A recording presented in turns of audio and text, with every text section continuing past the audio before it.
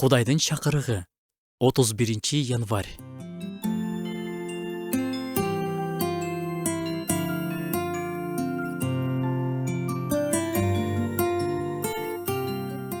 Руху жакырлар бактылуу.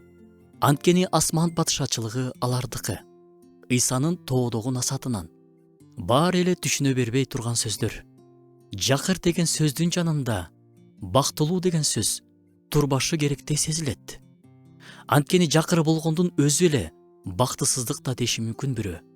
Бирок бул жерде руханий жакырлык тууралуу сөз болуп жатат. Руху жакырлар бактылуу. Бул эмнени билдирет?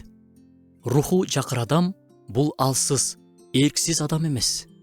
Бул өзүнүн Кудайсыз канчалык жакыр экендигин мойнуна алган адам. Руху жакыр адам өзү куткарыла албасын билген, өз күчү менен чындап сүйө албасын билген адам. Рухтун жакырлыгы бул өзүң жөнүндөгү чындыкты момундук менен кабыл алуу. Мындай адам өз жетишкендиктерине, акылына, абалына жана жакшы иштерине таянбайт. Ал ачык жүрөк менен Кудайдын алдына келип, Кудайым, сенсиз мен эч ким эмесмин. Менде болгондун баары сенден дей алат. Ушул жерден чыныгы руханий жашоо башталат. Текебер адам Кудайга жабык.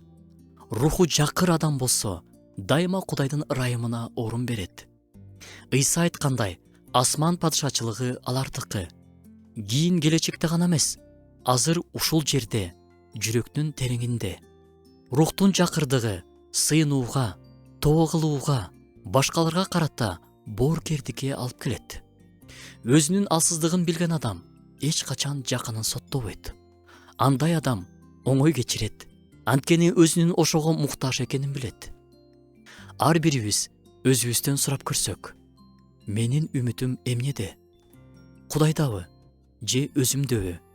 Кыйын болсо да, Теңирим, сенин эркиң болсун деп айта алсак, рухубуздун жакырлыгындагы бактылуулук кандай экенин ар бирибиз татып көрсөк экен.